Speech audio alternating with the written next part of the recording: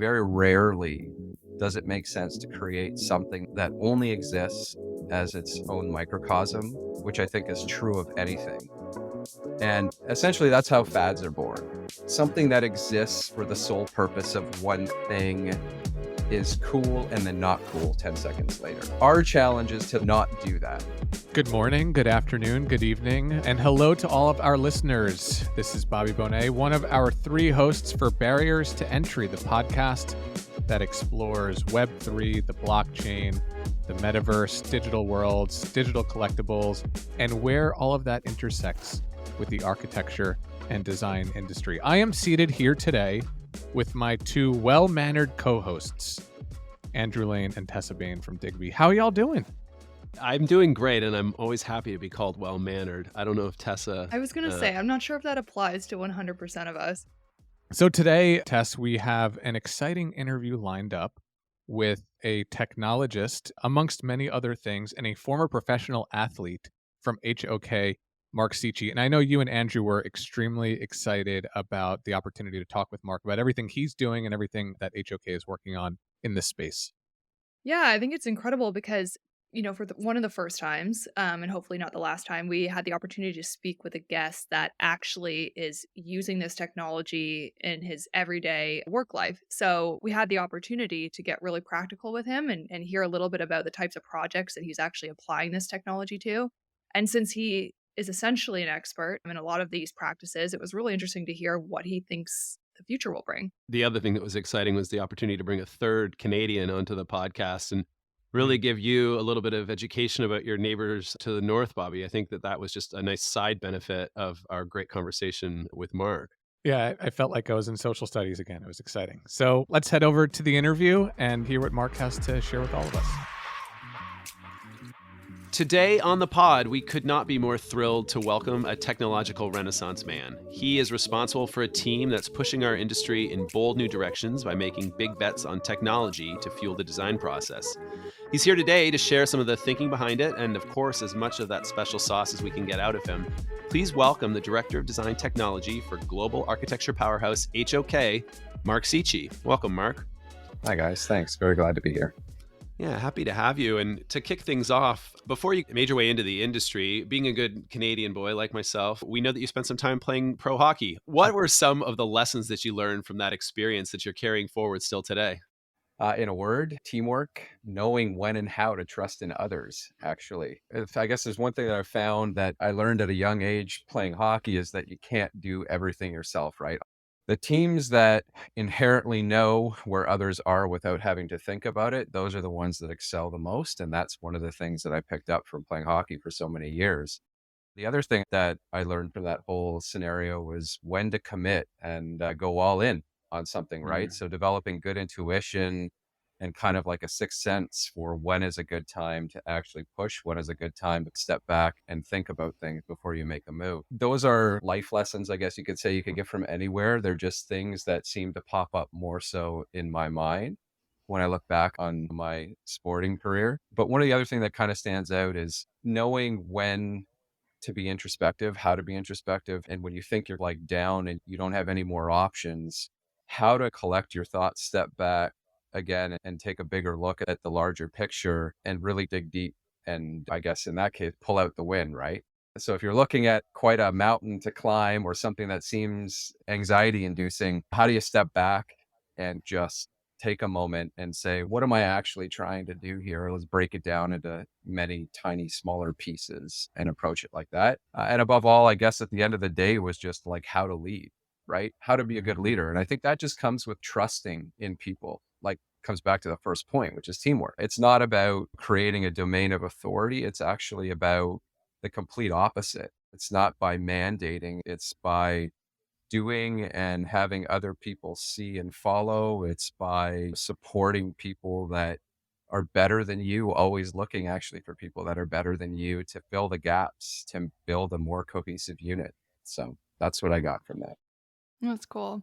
I think like a lot of people, when they look at this space specifically, and a lot of our audience members do feel a lot of anxiety or might be intimidated. So I really think that we can relate that to our conversation we're going to have today. But we want to know, where did you go from all of those wonderful things and all that you learned from sport? Like, how did that take you to your current position at HOK today? So it's a really long story arc. Obviously, sport was part of it, but if I actually think about before even sport and when I was like a child, because it goes that far back, is that, I think about my upbringing.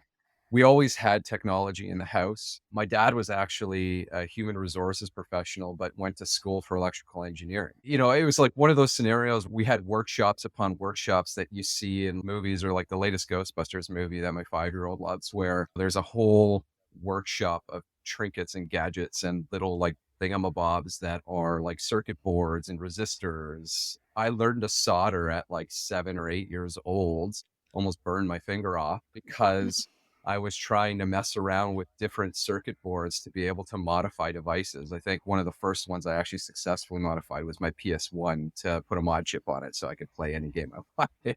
I was going to But say you could skip levels and yeah. but also, of course, like before that, you had NES and the Genie, whatever, they were a Game Genie, right? Game Genie, oh yeah. All that was done for you. But this was like another level of that. But I just always had an innate interest in understanding the inner workings of things. My family had a computer at a really young age, 286. My dad would bring home these floppy disks from work. He worked for a major North American auto company. I won't name the name because it's not exactly legal to be taking the software home. But this was before we had like licensing managers and stuff.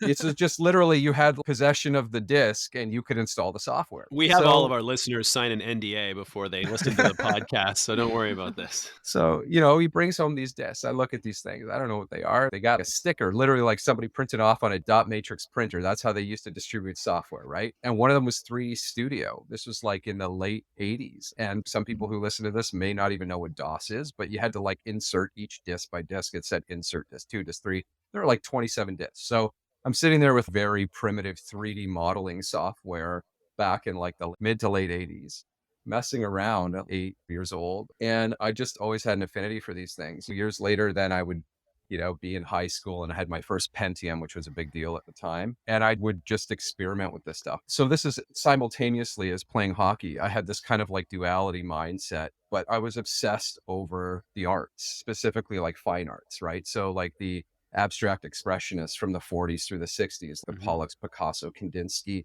There was a playfulness and a complete abandonment of like a systematic organization. It was just all about emotion and feeling and the representation of raw feeling, which was, I guess, the hockey aspect, right? And then there was this systematic aspect, which was the technological application and derivative of modeling things like cubes or things that had set dimensions, the two things together. And I thought, how can you combine these things so that one is the expression of the other? And that whole time, I just spent most of my teenage years trying to hone my drawing skills and doing graphic novels. I felt like they were like a release to explore narratives at the time, what I knew. Like I didn't know architecture. So I was like, well, what can I write about, but not write? I can draw about a story because I love to draw stories. And I guess that's where I find myself today, is being a storyteller in a sense, but I use technology as a vehicle. I mean, I was really lucky through my post-secondary education to go to a fantastic school, one that's arguably one of the best in the world for computer science. While I was there for architecture, I had access to some of the smartest and most brilliant people in computer science at the time. This was like in the late 90s, early 2000s when I taught myself how to code. So this was a resource I could access. Like I had no idea. So I took one course in computer science. I had 36 hours of class a week for architecture. I quickly realized, like flunking out of computer science courses, that it just wasn't going to happen to do a dual degree scenario. And to be honest, it was hard to fail at something, having succeeded professionally in hockey and never really tripping over myself. But it taught me that you can do that. You don't necessarily need to achieve it through academia. It's like the principles of it you can still teach yourself. So I'd spent every waking second I had outside of delivering my coursework teaching myself how to code. I was really lucky because at the same time, environmentally within the profession, architects like Bernard Schumi, Peter Eiserman, Greg Lynn, Mark Goldthorpe. These were people that were young-ish, maybe not Peter Eisenman, but some of the others at the time, and they were just coming to fame, and they were using technology as a vehicle to explore art and architecture at the same time. So there was like a cautious optimism. I wasn't so supported at my school because most of the professors and the institution itself in architecture at the school I went to was still like firmly grounded in a like, here's what we know, like this is critical theory thinking and thought. That is the cornerstone, which it is. I don't disagree. But they didn't truly understand how technology could be a contributor to the discourse of spatial and social development. And that was something that took years to figure out. But for the most part, I felt misunderstood. I find it really ironic now that technology permeates almost everything that we do in society. And though I think it's important that we always ask ourselves why, the meaning of something, the application and development of technology should have a purpose. It should enhance the human experience, not just because we can. So that's what I always ask myself. Is it making a difference? So it was asking that question, why, and thinking about, like you had said, Mark, the enhancement of the human experience. Is that sort of what led you into exploring XR and metaverse solutions as part of your work at HOK? Yeah, that's what actually pairs me. And this genuinely, I don't say this to just put words in the mouth, but that's what actually makes HOK such a great place for me personally, is the fact that there is a sincere belief that, it is about physical space, right? It is about how people exist within that space, what we do to enhance it, how we build it, how we make it, how the thing that we occupy performs, what it gives back to not just the people within it, but largely in society. And that's through things like social equity and sustainability. Because yes, architecture is actually a social exercise, believe it or not, when you think about it at the end of the day. When we explore the technology, we're looking at how we can innovate and be leaders, but in ways that allow the technology to enhance and fulfill those objectives in a social environmental responsibility design. What is good design, right? So that means on the front end, like how you can use it to explore design, but it also means now what happens when things leave just the digital space and the digital aspect becomes part of that physical reality. And so that's what we're interested in exploring and what our research and our efforts so far today represent in the realm of the metaverse. And I think that's really fascinating because a lot of our listeners are probably wondering, how does this work practically? How do all of these technology advances actually implicate your day-to-day life? And you've got a lot of experience where you've shared with us that they do. We know that a lot of your work is under NDA, so we're not going to ask you to share with us client names again. I'm always the nosy one on the podcast. Maybe a little. So if you want to tell us, I'm not going to say no. No, I'm joking there. But at a higher level, we're hoping that you can maybe share more about some of the concepts that you're exploring. Yeah, the clients we're working with vary. We're in a lot of different industries and markets. We're in aviation, we're in sport and entertainment, we're in workplace and offices. We have clients that are looking to integrate technology to streamline the connection between the design process and the operational longevity of an asset. Basically, a long-winded way of saying they want to understand how their buildings operate throughout their life cycle a lot better. So it's not just a dead asset through a fixed life cycle that needs to be torn down and rebuilt. To others wanting to explore concerns and strategies over spatial equity and neurodiversity. That's essentially simulation, using digital technologies, game engines to explore different spaces and allow customizations and overlays of, say, a design space over a physical reality. I'm sure I'll be asked at some point to give my opinion about the future of everything we're talking about today. But I truly feel that we're going to get to a stage where the connection between physical and virtual worlds is hardware. It always will be hardware, but at some point it'll be indistinguishable as to whether or not it exists, right? So the idea is like an invisible layer that connects the two. And so what we're trying right now is we're at that initial stages, headphones, headsets, right? To be able to look and interact with a space and change it so that it can accommodate some of those more acute sensitivities that individuals may have in a workplace environment. And then also, I guess the last one is some of our clients are just looking to enhance the live experience of an event. This is when it comes to like sport, like esports or Mercedes-Benz Stadium. As an example, these are the sorts of things that we're looking at and studying with our clients to say, what can actually heighten the experience? How can we engage and provide some additional value, maybe to season ticket holders? How can you be there or not be there, but still interact with and be part of that event without commoditizing it or turning it into like a strip mall sort of scenario. What are some of the principles, if any, or what is it that you're thinking about that helps you really stay grounded in the physical? Because you've said that's so critical. But as you're going far afield and exploring new technology, what is it that keeps you grounded in that utility in the physical world? It's kind of a tough thing. What comes to my mind is always like a kind of deep philosophical answer for something like that. If I were to reduce that to like a one line, it is to say very rarely does it make sense to create something that only exists as its own microcosm, which I think is Mhm. true of anything. And essentially that's how fads are born. Something Mhm. that exists for the sole purpose of one thing is cool and then not cool 10 seconds later. Our challenge is to not do that. We sit down with our clients or internally among ourselves. The first question we ask ourselves is, what is the purpose? It comes back to the why. We've identified at HOK that our purpose is, the physical. And I'll tell you why. From a certain perspective, what we truly believe is this is where architects live, is in the physical realm. We all have a passion for that. There's an understanding of realities, and some people may think of them as constraints. These are things like gravity, Mhm. uplift, physics, but they're also beautiful things. How do you shape light? How do you ventilate naturally, make spaces comfortable and desirable? Right? These are things that you can do. They're moves you can make. They're opportunities to take things that are real and make something that heightens an experience. So those are the realistic aspects. So our question to ourselves is, how do we enhance that and create a deeper bond and layer of interaction by incorporating digital tools, processes, and a meaningful connection that intervenes in some way?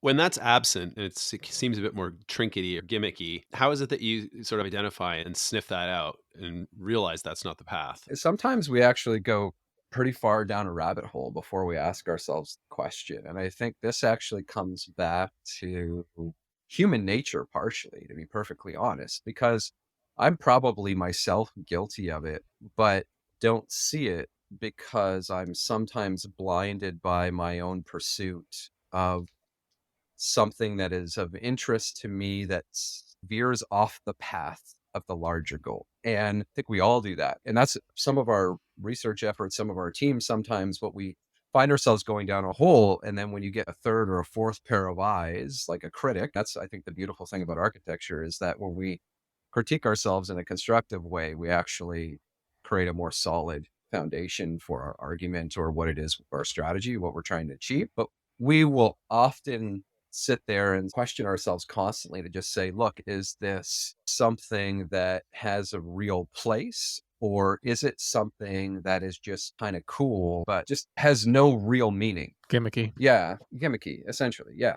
So when we step back and we say, does it actually add value to what it is we're trying to achieve? Does it actually achieve the goal? If the answer, like 7 or 6 times out of 10, no, then what's a more constructive way that we can do to achieve that? Another strategy, right? Sometimes that means going down a road that we don't have the expertise for. And that's actually the hardest thing to overcome, is how do you achieve something that you don't have the answer for? And the shortest answer to that is to either acquire the knowledge or to work with people who do. It sounds like a lot of what you're doing is exploring that path where there's some unknown, because the solutions that you shared at a high level, it doesn't sound like there's a lot of templatizable design you're doing on the digital side for your clients. It sounds like clients come to you with a pretty specific challenge. And as an organization, HOK has to come back with a pretty specific solution. So, how does that weigh on you from a creative ideation standpoint? And how do you stay fresh from an idea generation standpoint when you're in a constant state of creation? It's challenging because you Mhm. could be completely stuck in the circular evolution of design, which I would deem that creative purgatory, to be perfectly honest, Right. because there is no end and no beginning. You are just floating in a place of nowhere. So when you think about it, fundamentally, at the end of the day, things like physics and reality are actually the answer to grounding and finding a way out of nowhere, because there are a set of certifiable objectives that need to be achieved in order to fulfill it. Now, when we come to, say, really complex scenarios, as a firm, HOK has made our reputation on being the grown-ups in the room, for lack of a better way of putting it, to to take really complex, large, difficult problems that are infrastructure scale, like aviation, or city, like urban scale Hmm. solutions, and then to come up with adaptable and reasonable and achievable design solutions for those problems. And that doesn't mean that it's boring. It just means that we are always looking for the best solution that achieves as many objectives within the constraints that are possible. So we try not to say everything at the cost of design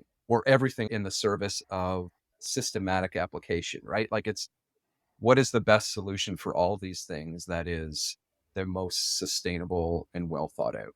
I want to jump back to utility for a second because future of work is a really hot topic right now. It's what everyone seems to be talking about. And based on what you were just saying and pulling that thread, do you see utility in a lot of this technology and 3D spatial technology specifically in applying itself in the future of work? Yeah, I wanted to answer yes before you could even finish the question. So, yes, we've done this and we do it obviously to satisfy clients. The easiest way to help them understand what it is that you're proposing is to visually show them what it looks like. The closest representation of your ideas and everything you've discussed with your client in a visual manner that they can understand by just looking at it and saying, of course it is, because that's reality. Right. Hmm. So, what is better than what appears to be reality that represents everything you've discussed and what they hope for and what their dreams are in a digital form? The Mhm. extent to which that goes varies. We have a client where we left a kiosk on site for them to be able to Mhm. understand what the reinvention of their workplace would look like. At any point in the day, if they just want a break or they want to go see that place, to just put a headset on and walk around. That's obviously a more advanced use case scenario. Your typical forms of representation, like videos, animations, renderings, those things, we do those, and they become ubiquitous. When I was first starting out in the profession, if you could do stuff like that, it was like, whoa, man, look at what these guys can do. It's photorealistic. It looks fantastic. Every Mhm. client wants to know what it is before what it is. And now that just happens. A Hmm. lot of software in the industry have just filled in that gap. Things like Enscape, game engines to a certain degree. But this is the go between, I think, between the true kind of symbiosis of the two realms. And of course, with some clients, specifically, I mean, in the workplace with the whole RTO, return to office Mhm. scenario, a lot of people are starting to try and bridge that gap to say, how can the actual office become, in a way, almost a living thing, like a thing that you interact with, right? It's an extension. So computing is now buried everywhere, but it's seamless and you don't really Mhm. see it. It's effortless to be able to do it. You walk into a room and things happen because it's instantly recognizable that Mark has walked into the office. So all of my settings pop up: comfort, lighting, equipment. It's all just done. So you compare and contrast that with the old world of, oh, you know what? The internet's not working, or your audio, your mic sounds like a Right. right? And that's the idea, that you should be there without having to worry about anything. The focus is on what you do, not how to get there and overcome the obstructions to get to the point where you need to do what you need to do. What about digital twinning? Where do you see that taking itself into a metaverse application? So we talk about using the technology pre-build. What about those interactions post-build when you're talking about the physical space working for you? What about the remote workers? Any perspectives on that?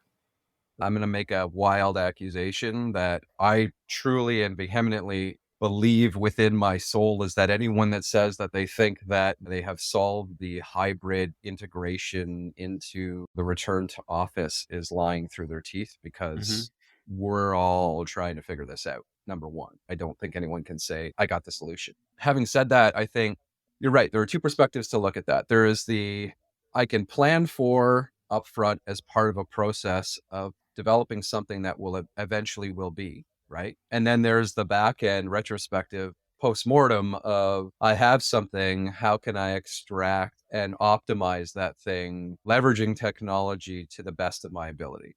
And obviously we are squarely afoot in both realms, because Hmm. not everybody is retooling and destroying their space and redeveloping anything. So, largely the conversation starts with, where are you? What are you willing to do? At what extent are you willing to achieve it? And there are systems that are integrated more specifically into the building, and there are systems that possess a layer on top that just give you insight. The question is, what will help you make better decisions as a business strategist and owner, and then focus on those solutions and tools that are available to achieve that need. And that varies widely for us, because for some people, it's simply about occupancy allocation and spatial optimization. And for other people, it's about how much convenience can we provide? What are the things that we can automate and achieve to make certain elements of a workday completely effortless? And it varies widely in all areas in between, from silly things like digital lockers and food delivery, all the way from you're just in a meeting and a robot delivers your skip the dishes to the desk beside you when you're in the meeting so that you can continue to keep doing what you're doing, to I really hope we bring back robot butlers, just as an aside. well, They were kind of big back in the 80s, call back to the beginning of your story, but I'm there with you. Sorry to interrupt, but that's just no, it's something that we fine. don't have enough. We don't have enough of that in design today. But usually, when you think about it, before you even get there, there are so many other bigger problems to solve than, am I getting a 6-wheeled miniature robot delivering my lunch to my side sort of scenario? Like, so many other layers. And so what we like to do is we tend to look at the overall, this comes back to the human experience thing, but we personify what an individual's workday looks like from the time that they wake up to the time they go to bed, and at every point in between where they touch or interact with an element of their workday, how can that be enhanced in some way, shape, or form, right? By technology, right? When I mean the personification, the people who are there, the people who are not there, the people that are there and not there, and what that means. And it could get crazy. Sometimes you talk about self-driving cars and stuff. It's a big subject matter that comes up. A lot of vendors, believe it or not, it's crazy. There are already vendors that are thinking about wireless charging pads for cars that they can put into the concrete pour, so that eventually, when the cars can just park themselves over that heat pad, essentially, the battery just charges because it's parked in the spot. There's no plug, there's no nothing. So all kinds of crazy stuff. How often do you encounter people that are designing, working with you on projects that are thinking that far ahead in the future instead of going retroactively and looking at it later? It's becoming much more common. There was an initial fervor of a whole bunch of retooling. A lot of stuff, I'll say 9 months later, a lot of heat wore off and people were just like, whoa, this costs real money. We need to slow down. Let's think about this for a minute, right? Because, there's me, Jiminy Cricket, on a lot of people's, probably stabbing myself in my foot, saying, no, think about, what are your objectives? Sincerely think about it. You're going to go public to your staff and say all this stuff, and then they're going to sit there and say, this is fantastic. And you're going to say, yeah, we're going to deliver 20% of this. And then, and then you lose half your workforce, which is arguably happening anyways, right? But I mean, it's starting to shift a little bit. So really, we come back to just realistically assessing. It's kind of like being a grown-up again. It comes back to that. What do you need? The need versus the want, and then strategizing over a phasing period of 2 to 5, 5 to 10, 10 to 15. Seems crazy to think 10 to 15 years out, but the 2 to 5 is crucial because it lets people establish a solid foundation that essentially, and what's really difficult about this and what companies have come to realize, and goes for everybody actually, but what people have come to realize is they used to be able to think on 5-year trajectories with built assets. Technology, if you think about it historically, is I'm into a new computer, barely making it to 2 years, right? Technology is like an annual cycle. It's max maybe 18 months for a lot of stuff. Specifically, a lot of the little things are constantly, you get people who are getting new iPhones every year, which that's extremely wasteful, but we can debate that all day long. But their cycle that they have to consider now is unlike anything they've ever seen. And that's the thing that is mostly anxiety inducing that they have to come to grips with, is how do you design on a 2-year cycle, perpetual cycle, and not be obsolete, but balance the books and bring everything into harmony. That's the challenge. And it's even more prevalent and challenging in infrastructure because These are things that are around for 60, 70 years. How you think about every 2 years on that scale? It's insane. So those are some of the challenges we have to grapple with as well. Check out The Design Board, a podcast created by the team at Upspring to highlight the impact design, architecture, and development have on how we work, live, play, travel, and everything in between. I'm Tiffany Raffi, CEO and co-founder of Upspring, and through these conversations, we will elevate the dynamic voices creating innovative ideas that make an impact on the built environment. We're excited for you to come along on this ride. So listen in, be inspired, and engage with us. We're a proud member of the Surround Podcast Network. You can tune in to the Design Board on surroundpodcasts.com. I was curious, you're talking a pretty big picture here about this sort of digital and physical conceptual approach to design. Outside of augmented reality or 3D spatial tech, what other kinds of technologies are core to what you're exploring now, and what's becoming a big part of how you're responding to your clients' requests? That's a tough one. That's a good question. So We try to be hard hitting here on the pod all the time, always. well, technology in general is becoming, for a large part, is becoming ubiquitous. For the last, let's call it half decade, the startup force has been strong. And so you can almost never say to some degree that doesn't exist yet, because if it doesn't exist as like a funded VC product, you sure as hell better bet that someone in academia or somebody is doing the groundwork. Yeah, it's just, you don't know about it yet. Chat GPT, it didn't just come out of nowhere. It was being working on, largely ignored, and then it just exploded. A lot of that seems to be happening a lot. It's crazy because you look at it, you say, now an iPhone that I had mentioned before, you can carry around something in your pocket that actually generates really good reality capture data. It's actually not that bad. So it's good enough for like 80% of use cases. Mobile camera technology has gotten so much better. The use of AI to basically upsample and scale things up and fill in detail has grown leaps and bounds. Since there's so much to invest in, the challenge is what makes the most sense to actually invest in, that makes sense for what it is that you're doing. And for us, we try to assess both the hardware and the software in tandem to understand where these things are going, because we're finally getting to a place now where subtle and strategic integrations of physical technology with software, which is virtual, as that's appointed to physical things, is now becoming more meaningful and having more value to the overall process of design, right? In some cases, it actually can allow us to design physically better buildings. In extreme cases, as I'm sure you'll ask about Canadian Parliament, it allows us to measure the seismic shift of the foundation as we're literally blowing holes in the ground in front of the original foundation of a 130-year-old building, right? So we know if it's going to collapse. For us, we look at it maybe a little bit more systematically and pragmatically and say, do we have a reasonable term application for something like this? Mostly. And then, of course, we have a whole slew of other sort of criteria that we measure against. Do we invest in or create our own? Will it enhance our performance, our workflows, our processes? Will it allow people to focus more on the act of what it is we're meant to do, which is to design better space and create better experiences for the end user? So things like, should a person be sitting there having to generate thousands of drawings manually by clicking buttons and selecting things? No, that is a very bad use of a reasonably well-paid individual's time. So what is the market justification? Do we have an internal justification or application? And what is that? Is that performance-based or is it just feature-based? Will it allow us to do something we can't do? And then I guess lastly, it's what is the investment in that versus the return, and where and when does it make sense to explore it? Sometimes we explore things that literally have no return or may not have any positive outcome or application. But I will say, I don't think there's ever been a case when part of that process hasn't had value in another way, shape, or form somewhere downstream.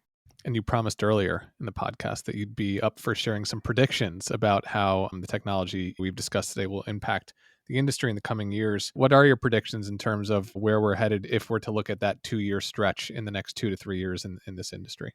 I would say initially it's pessimistic. And I think it's largely based on the way that society is structured as a commoditized market scenario. I think money tends to be thrown at the things that there's a quick and swift return on. So the things like the trinketization, whether or not that's a word, of market and saleable products, the productization of things is, I think, the initial kind of huge push you're going to see is like people are going to try to sell something that is a thing, not necessarily a more comprehensive solution for a problem, right?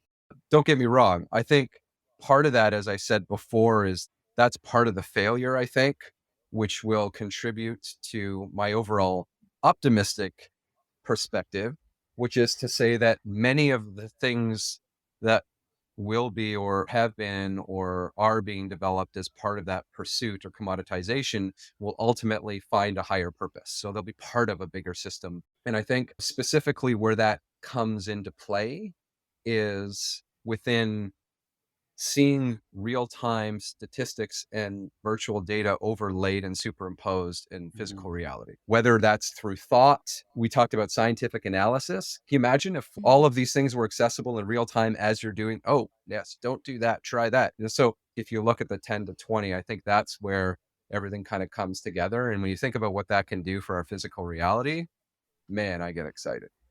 So, Mark, you spoke earlier about how you use technology to enhance the longevity of a building and to identify use case and user flow and things like that. And I'm sure I'm butchering exactly what you just said, but I know you have real time experience with the Canadian Parliament project. Nice. Another Canada shout out. Good job, Tess. Yeah, well, we are 66% of this podcast hosts, at least. Wondering if you could share a little bit more about that specifically and then walk us through that client experience and sort of the outcome there. When you define the client, quote unquote, it's exceptionally complex. They're made up of many large, we refer to them as partners, but they're essentially user groups of individuals that all bring their own requirements and needs to the table, which makes it really tough to satisfy everyone all the time, but that's the objective. So if I back that up a little and I say, okay, let's just digest for a minute here. What are we working on and what's so complicated about that building specifically? You can search about the center block, the Canadian Parliament. It's at the top, sits at the top in the middle of the escarpment in Ottawa, Canada on Parliament Hill. And it has two adjacent buildings that flank it. One is West Block, which was renovated many years ago. And then there's East Block, which has yet to be renovated. So this is the big daddy in the middle, which is where all of the debates are had. The screaming and shouting at, across the floor happens, similar to in the UK and maybe more so now in the US. But okay. Bobby, take notes. We're not always polite as I hear Canadians. that. houses the Senate and the House of Commons, which generally speaking, these are pretty important places. This is the building that houses all of that deliberation and essentially the voice of the people in Canada. So our challenge is that this building has had some accidents in the past. Part of it's been burned down, part of it's been rebuilt. And, it was originally a stone and wood structure. Some of it still is. Some of it, believe it or not, still has clay structure. Yes, that is right. Actual clay tile structure as the floor slab in the building. It's absolutely gorgeous and beautiful when you see it. It's fantastic. It's just not as good as having modern construction materials. So our challenge is, how do we actually document and record all of the information and the state of this building as we expose it throughout the duration of a decades long timeline? That's the biggest strategy. Now, in addition to doing that, we're blowing a hole in the ground in bedrock, right? Because it sits on top of the Canadian Shield, which is like literal bedrock. And so we need to basically blow out 7 stories of building in front and partially underneath a building that's fallen down once before. There's a constant fear of seismic activity because it's in an active seismic zone. The state of the building could be better, but we have what we have. Really what we're doing right now is we're trying to capture as we dismantle. So we went into the building before anything was touched. We scanned, and when I say scan, I'm referring to LiDAR scanning. So terrestrial, hand, drone, every method of scanning you could think of, we've thrown it at this building. So the exterior is drone scan. The site is also drone scan. The interior is a combination of hand, terrestrial, and photogrammetry. So the reason that we're using multiple technologies is to essentially capture and fill in the gaps between what a point cloud scan can achieve and what a really super high resolution megapixel photo can achieve. So we actually map two-dimensional orthographic photographs on top of the point cloud scans to get the true material quality of the elevation of the interior of all of the spaces in the building. And some of those are, and I kid you not, they're 20,000 megapixel Wow. that are 25 gigabytes for one image, like one elevation of, say, the House of Commons. But when you see what these things look like, you literally cannot tell that it is not reality. Like, I saw an image from something that somebody was doing on my team the other day, and I swear to God, I had to ask the question, did we build a physical mock-up of that in order, and then, because it looked like we had like model figurines, and they said, no, we 3D scanned the model figurines and then dropped them in so that they looked like a model, but then used the photogrammetric meshes, which are driven in Unreal Engine, driven by nanites. So there's no limit to what we can do. Map those onto the surface, and then we superimposed a bunch of other stuff to fill in the gaps, and then used lighting like a lamp to make it look like it was a model, a scale model. And I was just absolutely blown away. So in short, what we're doing is we are laying the groundwork to be able to now then use all of that content to be able to connect that to the physical building when we're finished, right? So we will capture effectively the state before construction demolition as the building was demolished to expose the underlying structure, to then come back and scan aspects of the building as layers are put back in. So duct banks behind drywalls, conduit behind ducts, conduit and electrical wiring in stud cavities, insulation on top, drywall on top, right? And then finish it. So you'll actually be able to physically dismantle that building and chase it through time as it was captured in that state before something was remediated or rehabilitated. Now, that's just being able to categorically go back and say, what was this thing? What is it?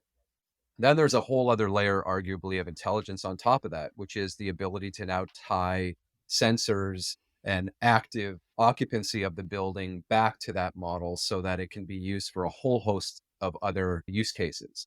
And I'm telling you right now, perfectly honest with you, we don't know what they all are. We don't. But the client, one of the partners, we have ongoing meetings to try and understand what those use cases may be. So we have operations folks that sit with us. We have people who are in charge of the ongoing maintenance of the building, the fund, believe it or not, people that are responsible for the funding from a financial perspective, for keeping the lights on and stuff. All of that stuff comes into play in some of those conversations. They're just like, oh, you know what you're doing here. If I can then get a sense of like the metering of the building and the usage, and then I'll have a sense of the volume and how I can automate some of the ongoings and operations in order to, optimize the building's energy performance. We've even gone so far as to work with the acoustics team to be able to use all of those models that are generated from that reality capture data to go in and simulate multi-channel auditory responses within a space. So in the House of Commons, if somebody's sitting in a seat in the fifth row in the back corner, sounds a lot different than somebody in the front row near the throne at the front of the space. So how can we create as equitable experience regardless of location through applied auditory interventions to be able to create an equal experience for everyone, right? Or make it accessible. So we're actually studying the acoustics of the space, simulating that, generating the sound files, putting them into the 3D and allowing people to walk around and say, as you move, this is what it sounds like as you move through the space. So there's the real-time benefit to this, as well as the kind of more strategic and long-term objective, which is to say that we literally have a digital replica that categorically records the entire process of construction on the building. That's Whoa. fascinating. And I think one of the things you really hear permeates that is that there's a lot of different people with a lot of different skill sets involved, and a lot of skill sets that you might consider to be emerging in a lot of cases. So how is it that you as a firm, given these challenges you're being asked to tackle, are thinking differently about attracting talent and thinking about your relationship with bringing these new skills into your organization? I love this question because I would say that I am constantly asked by the traditionalists, let's call it. I'm using air quotes, and I want people to know that. Podcast. We'll Within verify that he is with actually air quoting with his hands, audience. in the firm constantly ask me, why do you have a guy that knows how to code C+ for preeminent gaming companies on your firm? And why does he cost so much money? Or why do you have a mechanical engineer or an industrial designer? So to answer your question, it's a fantastic question. And I think it comes back to where we started actually with this conversation, which is you build the best team, right? The best team means the smartest people. It doesn't necessarily mean a very specific smart. It just means the smartest people that have the most pliable and dynamic ability to be adaptable in a sense. So when I'm hiring people, or us in general, we're not necessarily looking at a person's resume and saying, well, that's a great architect. I think it's important that people understand what architecture is and that what it means to be an architect. Skills can be taught. That pliable brain and that dynamic quality to be relentless and chase down the solution, and a passion for innovating and exploring stuff that has not been explored or seems crazy but really isn't, cannot be taught. Somebody either has that ability or they don't. And all of the stuff that you need to achieve what you chase are just tools and skills. You can sit there and like programming, right? Yeah, I didn't know Python. I needed to know Python to solve a problem. I had to learn it. I didn't know C++. Epic gave me a mega grant, the foundation of which was C++.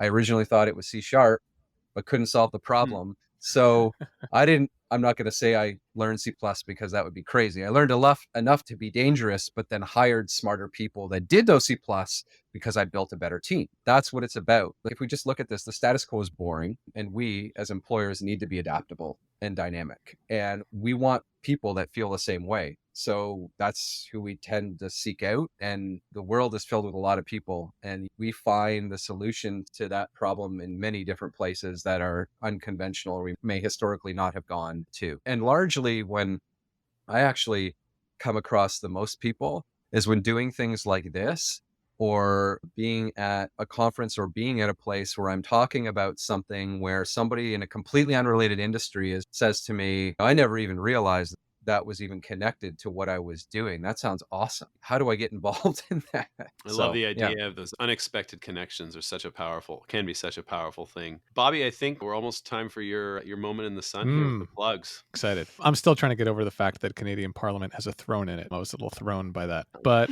Mark... the king. Oh, that's right. Mark, I think this is a nice follow-on to your answer about recruiting talent and your thoughtfulness around building a team. Usually we'll ask our guests to plug whatever they're working on, whatever they're passionate about. And if there are things you'd like to share that you and your team are working on, we'd love to hear them. But I'm also hoping that maybe you could share a little bit about the call to action you had discussed with Andrew Tessna in our pre-call about ways in which architects can add value as it relates to the technologies we've been discussing today.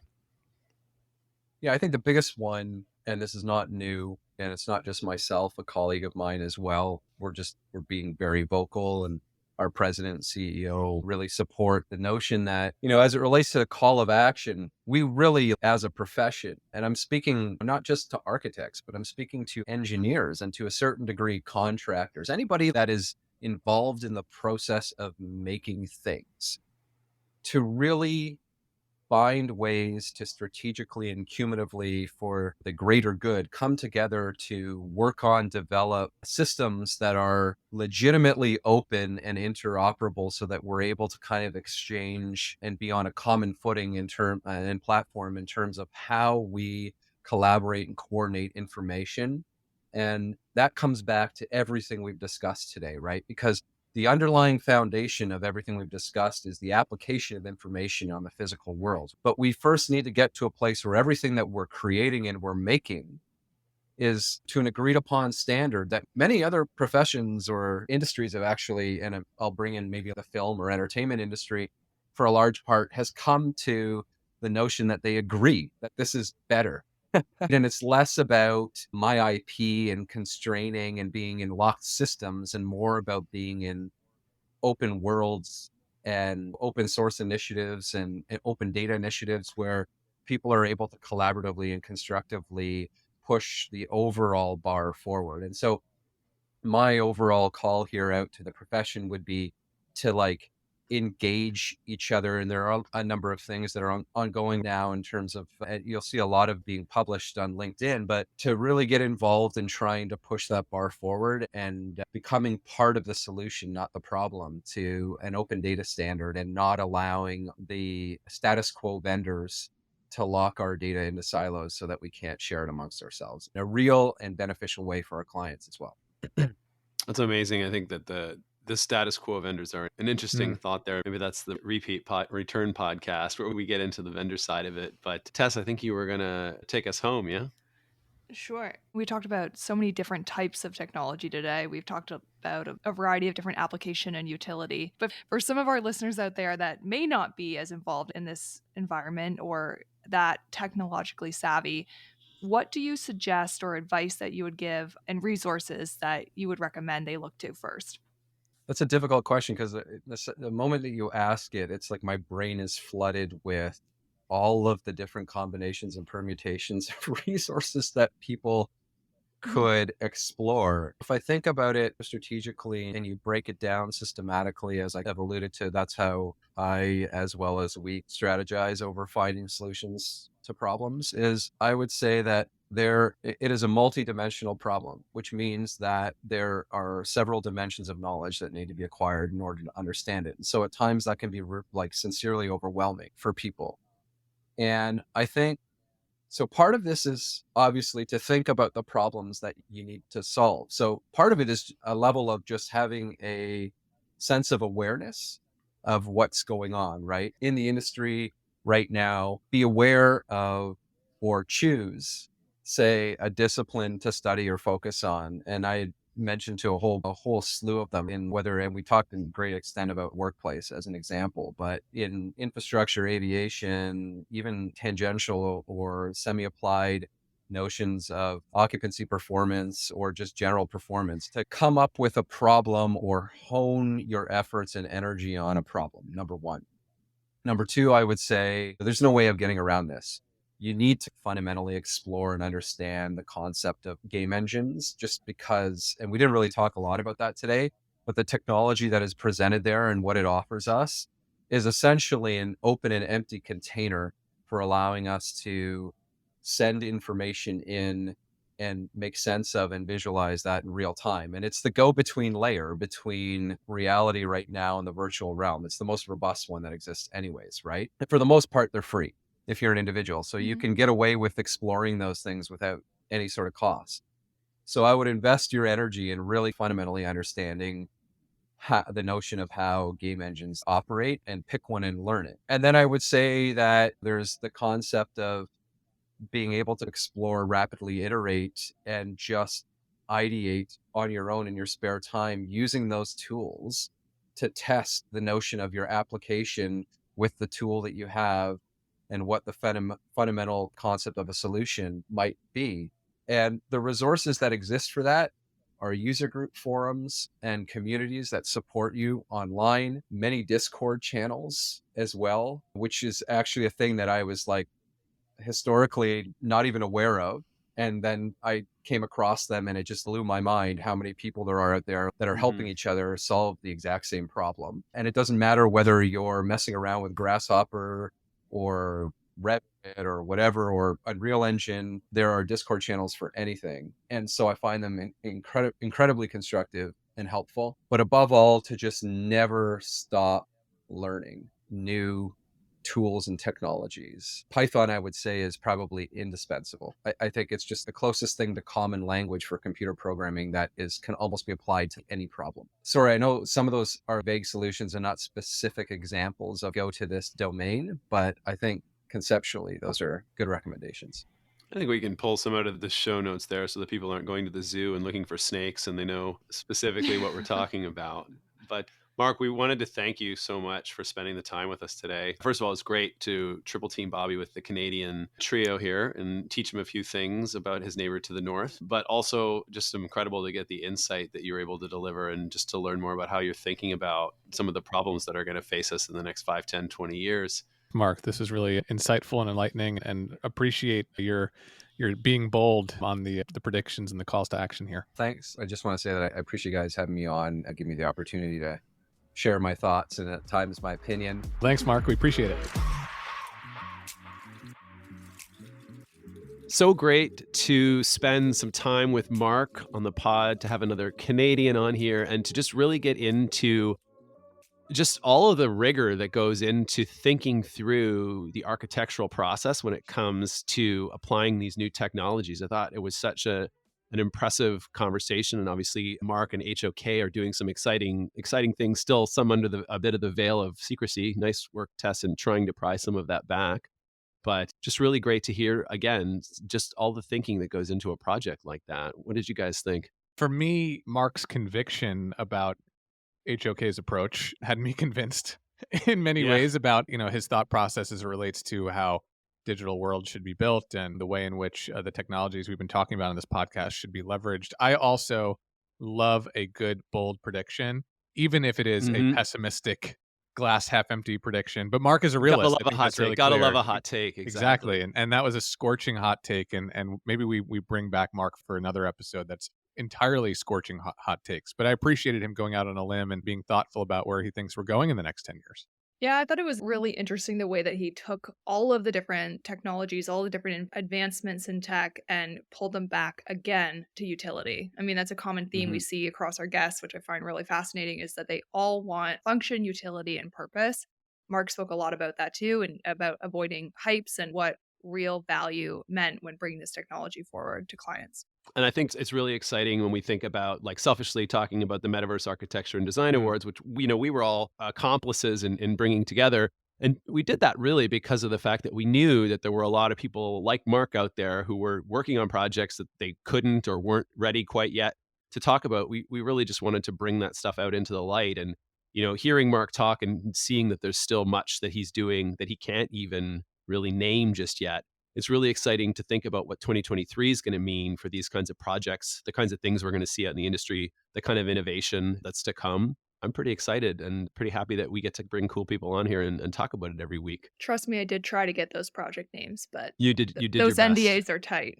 You did your best, Tess. You want to take us home? I do. So that was Mark Cichy, ladies and gentlemen, a fantastic insight into his everyday practice of bringing this technology into the physical with many a great client to be named. I want to give a big thank you to our production team, Sam, Wize, and Hannah, and of course our new chief researcher, Kasey, and the entire studio by SANDOW. Barriers to Entry is part of the Surround Podcast Network. Make sure you go to surroundpodcast.com. That is podcast with an S. Don't forget the S. Do not forget the S. And as always, smash that follow button. That was a very well-mannered outro, Tess, by the way. Nicely done. On theme. Thank you. I really try and stay true to that. Join us next time as we continue to break down the barriers to entry.